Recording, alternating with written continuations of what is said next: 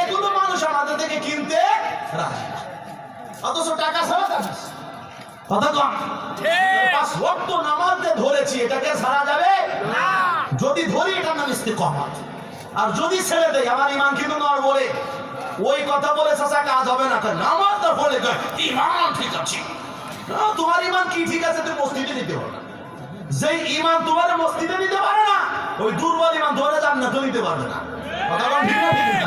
ইমান ঠিক থাকবে না। ইমান ঠিক আছে যে তার প্রমাণ হলো নামাজ পড়া।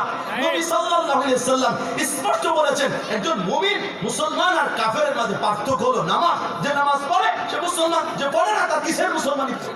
তাহলে নামাজ পড়া লাগবে না লাগবে না? লাগবে। শুধু আমরা যারা আছি বেটারা পড়লে হবে, নারীদের পড়া লাগবে। সবার লাগবে। অনেকবারই পুরুষ 5 ওয়াক্ত নামাজি, মহিলা নামাজ পড়লো কি পড়লো না এর খোঁজ খবরও নেই না, এর কোনো গুরুত্বও নেই, এর কোনো তাকিদও নেই, রাগও নেই, অভিমানও নেই, কিন্তু জোর নিয়ে কিন্তু মারামারি আছে। কথা কয় না? শ্বশুর বাড়ি থেকে যদি ব্যবহার আচার না দেয়, হাদিয়া তহফা যদি না দেয়, যৌতুক টুকটুক না দেয়, এর জন্য মনটা খুব বেজার করি। কি বলেন?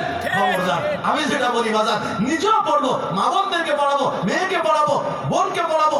বাড়িতে যদি কোনো মহিলা সেবিকা আমার বাড়িতে কাজ করে, তাকেও আমাদের তাকিদ দিব। এটা না ইস্তেকামত। হুজুর চলে আসছেন, 2 মিনিটে শেষ করতে হবে।